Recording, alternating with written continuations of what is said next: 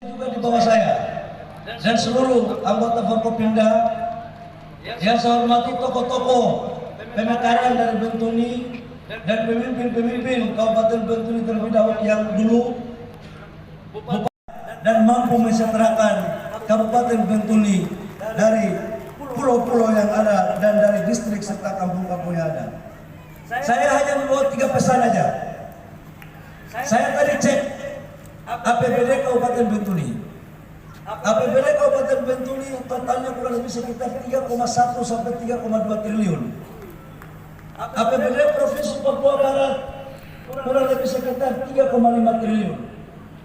Hampir sama. Bedanya Pak Gubernur mengelola berapa kabupaten, Bu? 7 kabupaten. Pak Gubernur 3,5 triliun mengelola 7 kabupaten. Pak Yohanes berapa distrik? Perbedaannya Pak Yohanes mengelola 24 distrik. Dan saya tahu kenapa APBD Kabupaten Bentuni cukup signifikan, karena dapat dari dana bagi hasil migas, begitu ya. Nah, mau tambah lagi nggak PAD-nya? Sebelum mati, kalau bicara uang cepat sekali. Oke, karena itu saya datang ke sini. Bapak Ibu semua, program Bapak Presiden Prabowo dalam Astra Cita itu ada 4, minimal ada 4 yang selalu dibicarakan. Yang pertama adalah kedaulatan pangan, yang kedua adalah energi, yang ketiga adalah hilirisasi, dan yang keempat adalah makanan bergizi. Dari 4 ini ada 2 yang ada di kami, menyangkut dengan kedaulatan energi dan hilirisasi. Terkait dengan kedaulatan energi, Kabupaten Bentuni, Provinsi Papua Barat adalah salah satu wilayah kontribusi terhadap migas di Indonesia. Dan hari ini saya datang untuk mengunjungi Genting Oil dan BP. 2027 saya pastikan penambahan dana bagi hasil dari Genting Oil untuk Bentuni dan Fafak sudah mulai keluar 2027 akhir. Ini bukan kacang goreng ini. Ini bukan kaleng-kaleng ini. Jadi Genting Oil akan mulai produksi 2027 akhir. Dana bagi hasilnya itu pasti keluar lagi. Tadi Pak Bupati tanya saya, PA-nya belum ada. Nah, karena Bupatinya dan Pak Gubernurnya adalah partai koalisi pemerintah, maka saya pastikan 2026 akhir PA-nya sudah kita kasih untuk Bentuni dan Provinsi Papua Barat. Kepala SKK Migas mana? Ya, ini soalnya pulang kampung ini.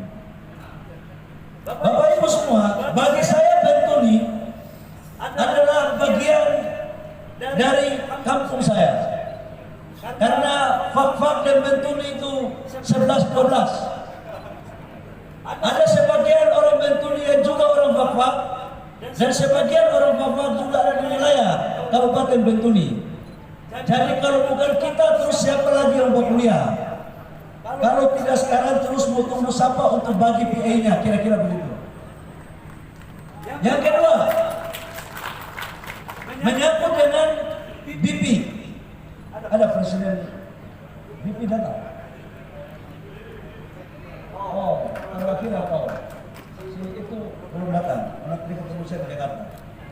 Bapak Ibu semua, Pak Bupati, ini BP lagi minta 2 sumur tambah.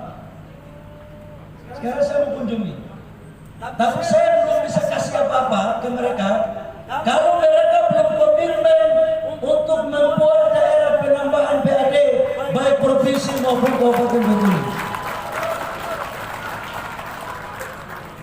Saya belum bisa memberikan apa-apa sekalipun rayuan mereka kepada saya hampir tiap hari. Saya katakan untuk mereka, yang lain boleh kamu boleh rayu, tapi untuk daerah Papua, khususnya Papua untuk sama saja dengan kampung saya. Kalau cukup rakyat masyarakat Bentuni, pemerintah Provinsi Papua Barat, maka selesailah urusan saya. Pasti saya bantu kalian. Jadi itu biar jelas. Mereka meminta tambah 2 sumur, mau sekarang tender, tapi belum saya proses tendernya. Termasuk lapangan Mogoy yang dikelola oleh Pertamina tapi sampai sekarang belum selesai dilaksanakan. Ini juga saya akan kunjungi dan kita paksakan 1 tahun ini insya Allah harus berproduksi untuk menambah PAD Kabupaten Bentuni. Terakhir, jangan terlalu bakar banyak, ini panas soalnya. Terakhir, untuk hilirisasi. Dulu kan banyak saya baca di media ketika pupuk saya pindahkan ke Fak-Fak, banyak orang yang protes saya. Oh, kamu pikir Fak-Fak saja, baru Bentuni kau terpikir begitu kira-kira. Sungguh mati.